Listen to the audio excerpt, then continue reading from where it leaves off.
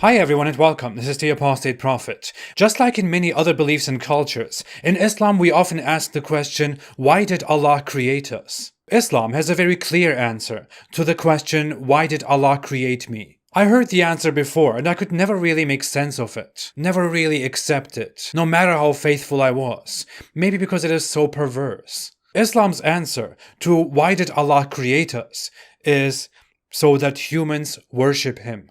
Yes, according to Islam, humans exist merely so that they worship Allah. That's the only reason, nothing beyond. In fact, the answer is directly given in a Quran verse, which leaves no room for interpretations by weirdos in loud places like Speaker's Corner. The Quran says, in Allah's words, as always, I did not create the jinn and mankind except to worship me. So Allah created humans just for one purpose. Allah wants everyone to worship Him. That's the only reason you and I exist. He also created those weird invisible jinns for the same reason, by the way, who roam the earth without ever being tracked by any technology. They definitely exist though, because that's what Arabs used to believe in the 7th century. And even they exist just to worship Allah. Some of them even fall in love with attractive human women, by the way. Bunch of weirdos. This is something very, very common. A sister, she was waiting at the bus stop and the jinn fell in love with her and it actually possessed her. Anyways, let's not talk about weird Islamic fantasies. The point is, everyone exists only to worship Allah. Isn't that a weird thing to think of? Put yourself in Allah's position. You exist for some reason. You're alone and you just exist. Then you create the world and the heavens, as the Quran primitively tries to describe the universe, which Muhammad of course was never really aware of. And a few billion years later, you think, okay, I'll just create these little idiots now so they can worship me. That's what their entire existence is for. They'll just worship me forever. Awesome.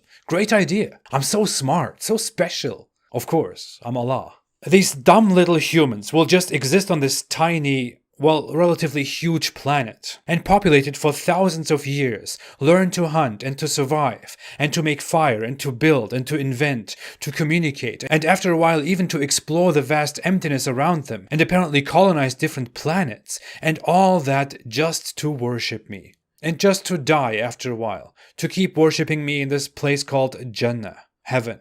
Except there, they'll also have sex with virgins. That's what they can do with their eternal life while they are worshipping me. I specifically created them in such a way that they will love virgins. My creatures all love untouched virgins. Or at least they are supposed to love untouched virgins. Well, the men at least. No one cares about extra dumb women. The point is, we all just exist, just so we worship Allah, while having sex with virgins in heaven. But there is more. Allah is so sick that the Quran itself clearly says that many others of the jinns and the humans were created specifically for hell.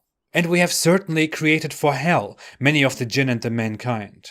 Put yourself in Allah's position again. You created two kinds of people. Those who worship you just so they worship you, and those who don't worship you because they just can't believe in you. And you created those just so they burn in hell forever. And because that is so much fun, you clearly said that in the Quran. You have actually created sensitive human beings just so they can be tortured in hell forever, for all eternity. And you have also clearly stated that in the Quran, which leaves no doubt. And this, dear friend, is the meaning of life.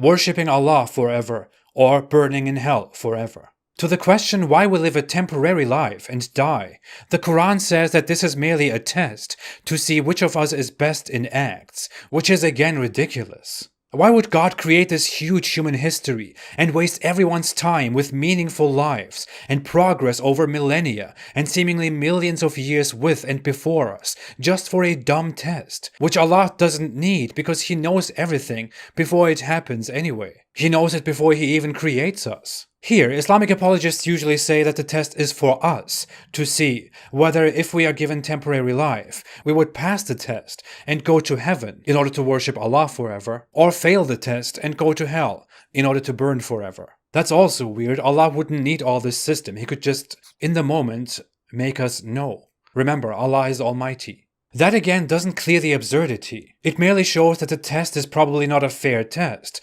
considering that many of us fail the test and go to hell forever. It shows that his creation is unfit for the purpose why he created his creation. That's why he explicitly says that he created many of us specifically for hell. If I go to hell forever, that means that Allah created me for that. But that's an entirely different discussion that I would lengthily go into, maybe next time. The point is, Allah created human beings just so they worship Him. And He created their temporary lives also just to make a point about worshipping Him. Eventually, our only aim, the only meaning of our existence is just to worship Allah.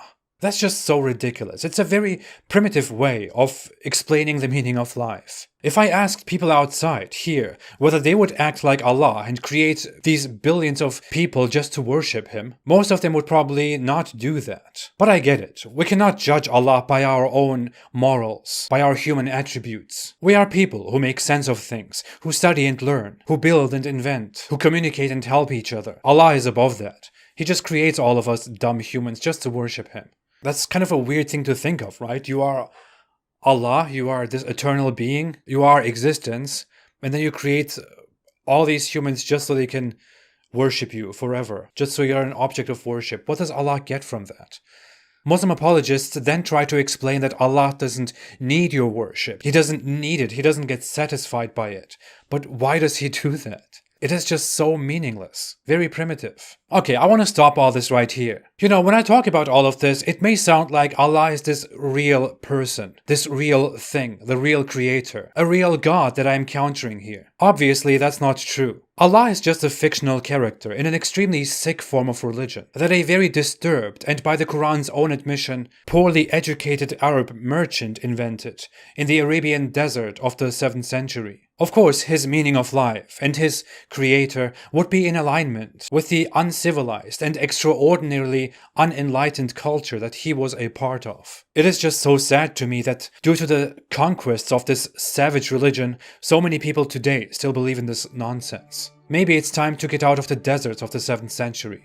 Thanks for watching. If you like this video, don't forget to like, to subscribe and to share. Most of my videos are not monetized. If you want to support me and my work, you can become a supporter on Patreon or on apostateprophet.com. I appreciate all your support so much. I'll be back soon. For now, have a great day and stay away from Islam.